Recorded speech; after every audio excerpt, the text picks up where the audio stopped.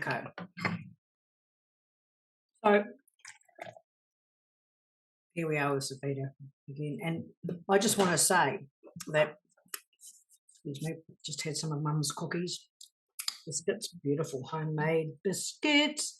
That you were looking very curious or very, not pensive, but what's the word when you're thinking about something, that there's something on your mind, there's some energy coming through in your head or something like that. You look very curious. Curiouser and curiouser, yes. So it is, I was pondering on the fact that there is all of this energy that is around us at this moment. And bless their cotton socks, many of mankind feel that they are the only ones affected with the energy shifts and changes. We ascended masters and the higher consciousness energy are also affected by it, because what we anticipate is that we will be asked questions. Why is this happening to us? And so we need to go and negotiate our way through the density. We need to go through the, let us call it the ethereal realm exchange, yes, to see what is going on. Do you remember when around 2011 we started talking about going through the sweet point? I remember that. Was it then or was it a little bit after? No, 2011, 2012, 2013. It was all on that very sort of period. close, Yes. close. Yeah, I do remember that, going through the sweet point. So are you trying to tell us we're revisiting something? You are going through another wave proportionate sweet point. Yes. So in other words, there is another place where energy is converging together. It's coming, and instead of in many ways you would think that the energy would come together to form a nice hollow or a solid bridging, yes. But this is almost coming across, so it's almost like missing each other. It's converging because in the near-miss, and that they don't connect in, but what is happening is as they are bypassing each other, there are enough interactory connecting points for the passing through of information. From where? Right. I knew you were going to ask me this. Well, you should have just told me. Stop. So what happens when energy in the outside realm moves like this? We ask ourselves, where's it coming from? We ask ourselves, why now?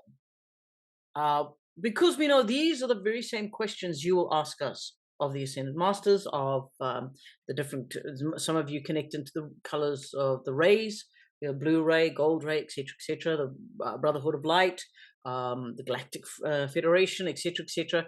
And so what we are saying is that at this particular time, we are ascertaining which wind, so to speak, blew this energy in. Now, we spoke in one of the other short periods of communication of the different types of entities.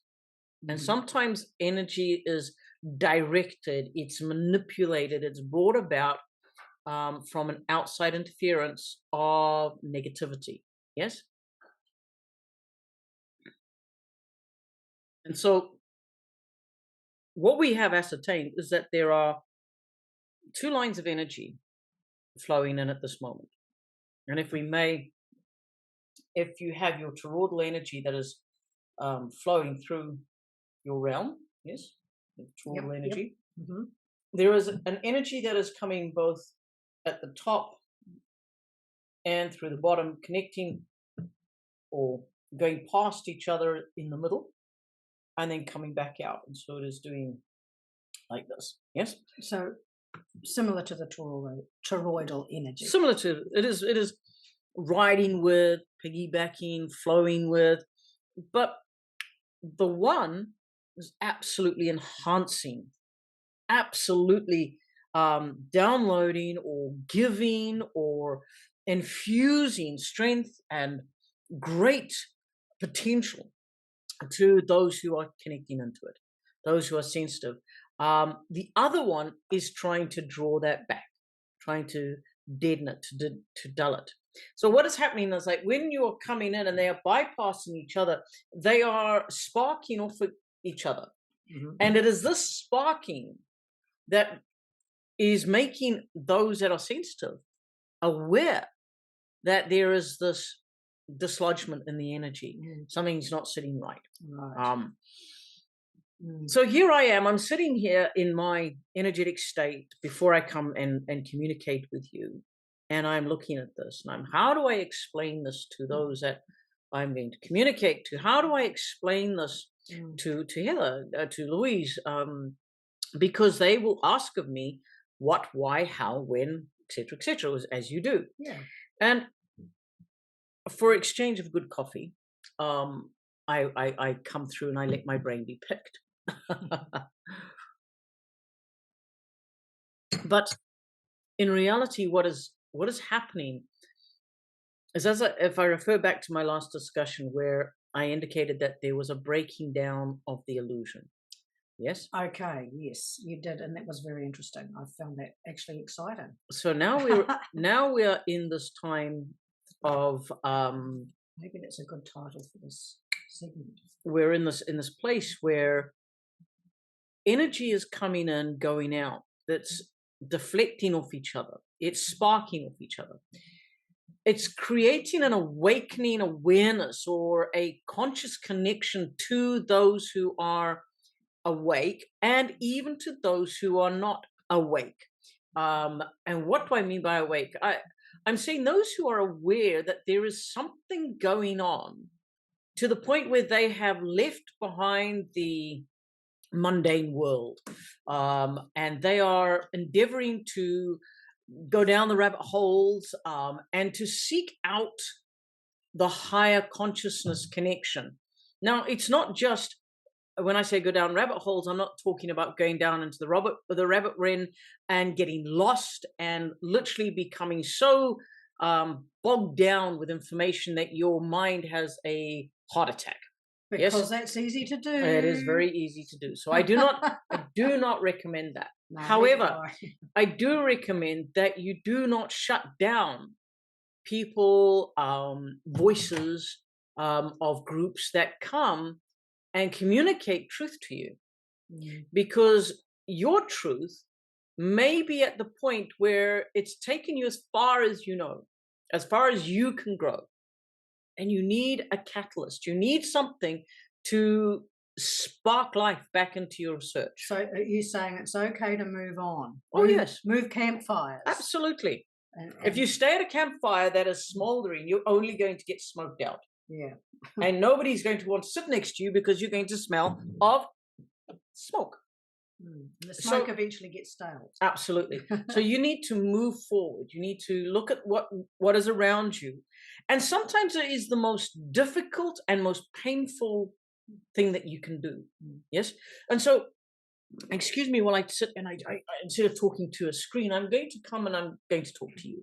Yes? Okay. I might just move you forward a wee bit then so we can be in the camera view. Because we've still got a camera here. Oh, we still have a camera. Okay. So, but you can do this. So when we are in this place of discussion, when we are in a connection of being where we decide, here I am. Yep. I've gone this far. I haven't learned everything. I know there's more for me to learn. But at the same time, the brain is telling you, don't do any more because it's going to flip. Yep. It's what you would call the disconnect. Don't do any more because it's going to go flip, but there's more to learn. But there is far more to learn. So it's a bit of a dichotomy. So what do? Sit and pause? So you pause for a moment. But if you pause for too long, you become comfortable. And so when you or stuck, comfortable in this energy walk is the same thing. Yeah. Why do I say that? Because when we're comfortable, we don't want to look at anything new that's brought our way because it jars on what we believe is our truth. And It jars on what we have been taught. It jars on everything that we have deemed to be our foundation of education. could it also be that at this time, particularly over the last, say, 3-4 years, whatever, that people, many, have awakened to so much more than what they ever have in their lifetime, and to go to the next few steps could be a complete Breakdown. in whatever way that is. It could be too much.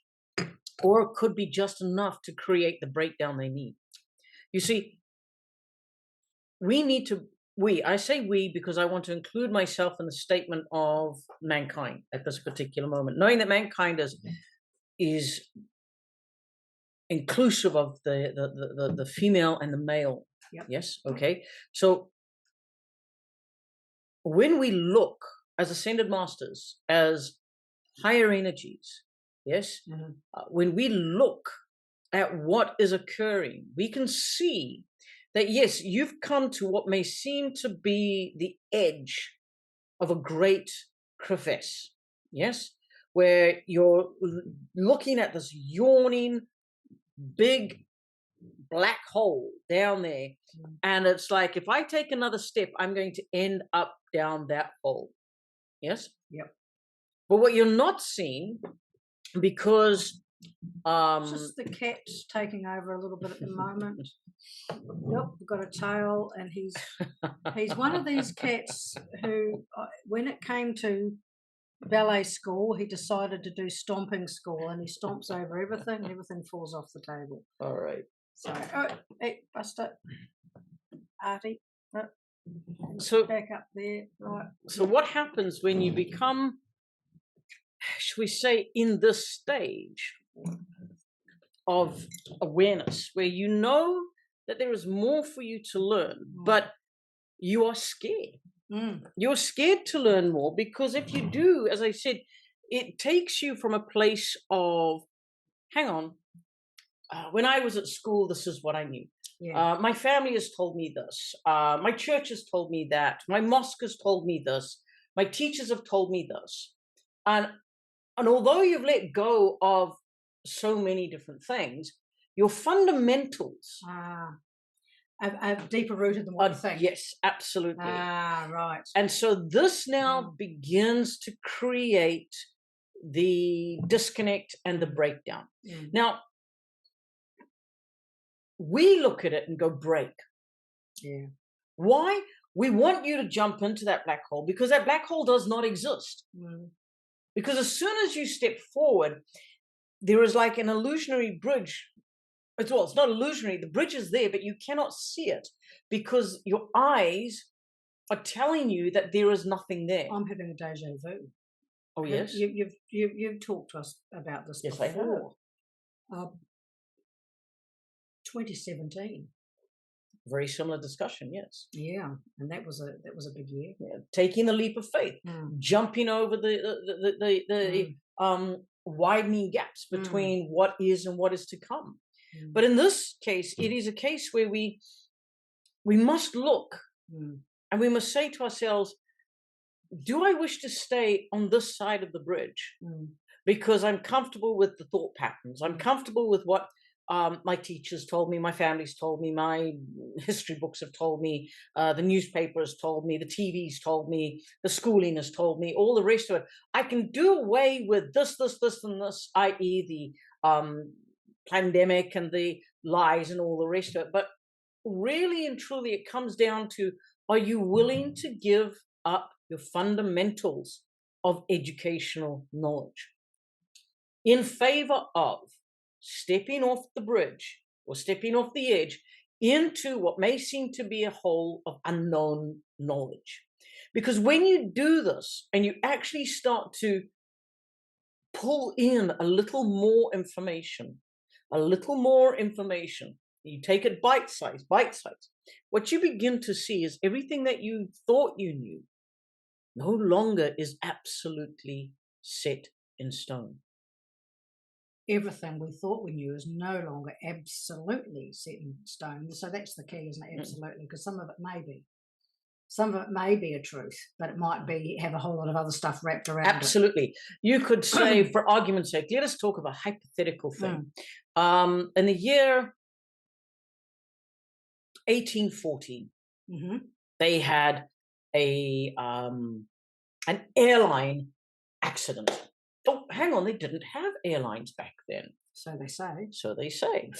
But when you look at all of the, and this is where the Tartarian groups come into play, they have all of this, all photography and evidential things of, what do we call it, buildings that have these railings, have these structures that do not fit the outside of a house just because it's pretty, because it's at the very top with a little turret, like stairways going down and up to view something that does not truly, it's not there for entertainment. There's a use for it, but you don't know what the use is. Yes. So perhaps, as has been suggested, and I'm just going to put this out, that it was actually somewhere for air traffic to tie up next to. Tie up? Like zeplins. Okay. Like those sort of things. But let's just get back to this hypothetical situation where there was this huge mid-air collision of aircraft. Yes? We just put out aircraft. Yes? And it destroyed everybody on board and the ground beneath it. Yes? And it was covered up. It was covered up. You cannot find it in your history. You cannot find it in your books or anything like that. You're not taught about this at school. But somebody goes digging in some old archives and suddenly comes up with these photographic evidence. Very early photographs, but there are these things, yes? And there's this old note in reference that there was a huge collision over this particular city at this particular time of date in the 1800s and the 1840s, and blah, blah, blah. And you go looking for it in your modern day history, and there's nothing there. The only thing that you can find about Zeppelins was something to do with one of the world wars, and then nothing, because the Hindenburg blew up. Yes, that's the last, one of the last mentions of the Zeppelin type vehicles. Yes. So remember, the victor always writes the history. Right. Right. So when we are discussing, when we are coming into a place of delving beyond what we know, we have to be prepared to let go of what we were taught, what our parents told us, what our grandparents told us, because they are only parroting back at you what they were taught. You see? Now, again, I mean no disrespect. I mean no ill to anyone who has storylines in their family history of this event and that event and this and this. We have all got stories to some degree or other. Yes? But we have to learn, is my family story, is it relevant for my ongoing growth, or am I hanging on to it because it gives me kudos? Do you see what I'm saying? Yeah. So we need to look into this going forward. We need to really, truly look at why we don't want to learn more. Because in this moment, with all of the energy around us, we have an option. We have a option. We can opt to not learn, to not investigate, to not go forward with questioning why this energy is here, why we are feeling the way we're feeling, why there are seemingly more and more Mandela effects happening, why events are happening and then nobody's knowing about them until it's too late. And then, no, it didn't happen at all. We need to know why. And this is because the energy is turning on itself. You have the other option to say, I'm going to investigate. Yep. It doesn't matter if my mind breaks, it's going to break in a good way. Because when you are in control, yes, when you make the decision to investigate and to take it in bite-sized pieces, to question, to ask, to discuss, and not to be stiff about it. How do you say this? There are times where you're in a discussion and somebody says something that you don't quite like, and so you stiffen. Well, you become rigid because you've been challenged. Yes. Rather than being flexible. Like this one did. Like this one did with the Adam and Eve and the church stuff. Yes. Yeah. But she went away. She dealt with it. She came back. You had a further on discussion. Yes.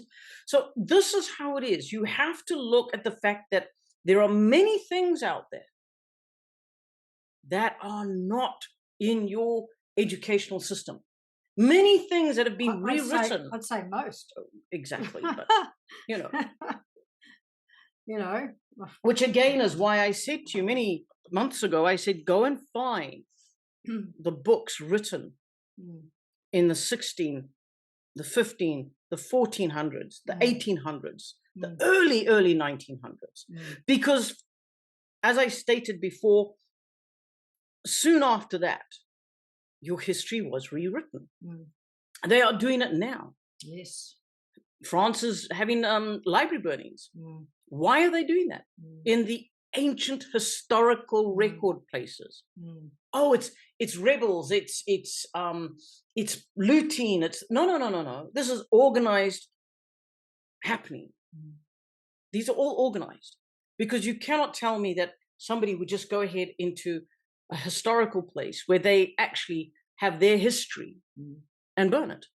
No, they're being blamed for it. They're being paid for it. They're all actors. But again, that's a different subject and a different matter.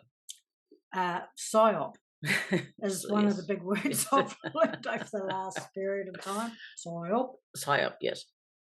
We have to remember, my friends, that we are in a place of, and I love this word because there are many meanings for it, but one of the greatest meanings, when we're in flux, that means there is something happening. An exchange is happening.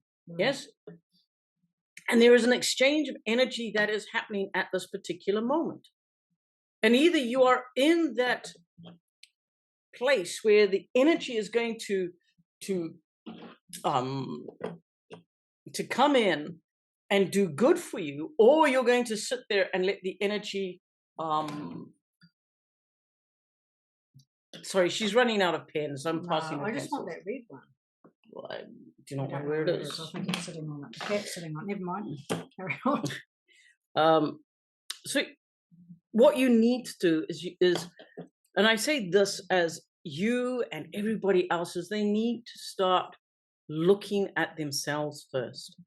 What is it that I am resisting? Why am I resisting it? See, when you boil it, I'm seeing this in some of the truther community. Oh, do not get me started on the truth community. Well, but you know, some of them they've already gone, sold out, whatever, right from the word go. But there's others that, you know, slightly marginal, but you can see them, they want to hang on to what they've been telling the people. Yes, because and unfortunately what happens is you get those who have a religious background and they're being fed a religious psyop because it fits the narrative for the moment. You see, let us look at a hypothetical scenario. Many people have looked at the scenario. Many people have spoken about it, so it's nothing new, but it's something that needs to be addressed. At the moment, we have the pendulum has swung and we are in the extreme left. We have all of the breakdown of community, the breakdown of the family, the breakdown of this, yes? Yep. So the pendulum is starting to swing back because it can only sustain itself on its motion at a certain height for a certain period of time. And then it must come back to the other side. It must swing. What is the opposite of the extreme left? It's the extreme right. And what is the extreme right? It is culturally a religious fervor. Yeah. and I Conservative, religious. conservative, and it matters. And you can see you can see this happening in many nations at the moment that have a set religious belief that females must be this, and same sex is this, and this and this and this. And if you fall out of the decreed ultimation of what a man or a woman must be, there are high consequences. You can see this in certain nations, yes? Well, it's been like that for a long time Yes, in certain nations. Yes, but you see, they were at one time, they were, in their opinion, the extremist opinion, they were too far left. Because if you look back in the 60s and in the 50s, the woman in the, let us just call it the Mediterranean area, the sort of Sudan areas, etc., in some of the African nations, they dressed just as nicely and just as comfortably as the Western woman, yes? Shorts and things like this. And then there was a big move, and the pendulum swung way back into the cultural, religious fervor right, yes? And things changed. All of a sudden, things became clamped down. Now, the West went, oh, no, this is very bad. Well, they also put that energy into it, and there was many hands that shook on those deals as well. But now this is happening in your own communities, very, very subtly. But you see, this is part of a plan. But take everybody so far woke and left that they'll hate on everything that's slightly left. And then what happens is, because they're so desperate for some medium of balance, they will go to the extreme right. Yeah. After that, the pendulum will swing back into the middle again. But how long is that going to take? How long has it been out this way, you see? Well, but you see, you don't know. It might just flip to the right and then come straight back to the middle. It may. Or, as has been inferred by many, something else will arise. And what would that be? Well, that would be the answer, the solution to mankind's problems. Yes, right. You know them by many names. But again, it's you cause a problem, yes? You create the reaction, and you present a solution. And in many cultures, in many ways, in many traditions, there has always been this one person that will come as a solution to all the nation's problems. And in certain, in the Christian world, it's called the Antichrist. Yes? That's a solution. Yes, because the Antichrist will be presented as the person who has the answers. So they won't be seen as the Antichrist immediately. No, not immediately. No. They will be given accolades. They will be given the keys to the world, so to speak, because they'll have the solutions for disarming weapons, for starvation, for this, for that. It will all be so magnificent. But you can only buy into this. You can only have this if you have a chip in your leg, in your arm, etc. Now, I'm not saying that you will have to have a chip there. What I'm saying is there will be a request. If you want part of the solution, you must contract. So only people that have this will be able to find the solution. Or have the solution. That's what you're saying? You are the solution. Yes? Yes. In other, figuratively speaking, you are presented as the solution to the world. Yes? And then you go, well, I've got all the answers. But if you want them, Australia, you need to sign this contract. America, you need to sign this contract. You need to sign this contract. Russia, England, New Zealand, So all of the nations go to the United Nations, so to speak, and they sign a contract, agreeing that this solution person will be the ruler, the one world government, if you will. Yes. Now, this is just a theory. It is not a prophecy. It is not a Isn't it a prophecy? Isn't it in Revelations? Oh, it's in Revelations in a degree, yes, but many cultures have this story, yes, of Antichrist. of somebody coming to offer the solutions. People look. I've seen different antichrists. Someone's called Trump the Antichrist, Elon Musk the Antichrist, Prince William the Antichrist, Prince Charles, and on it goes. So it's because they're grasping for somebody to blame for the ills and the woes of the current situation. Blame? Well, nobody wants saying it's a solution to start with. Nobody wants to take responsibility. Yes. In other words, it's easier for me to blame somebody and say, "Oh, they're the Antichrist," because look what they're doing. Oh, okay. You see, but that's not a proper Antichrist. No, it's not, because the word Antichrist comes from the religious background of this person that comes up to present themselves as the Christ energy, right? I am the savior. Yes. And so immediately the church will go, "Oh, no, that's antichrist." You see? Now, I am not trying to create a division. I am not trying to belittle what people believe, but I'm trying to get to the point where when something is presented as a solution, as a blanket medication for all the ails of the world, stop. Well, obviously, critical thinking. Obviously, that's going to be a problem. It sounds a bit like Bill Gates and his vaccinations. Whoops, we're on YouTube. So I'm asking people to pause, to not follow blindly where others may lead, to question.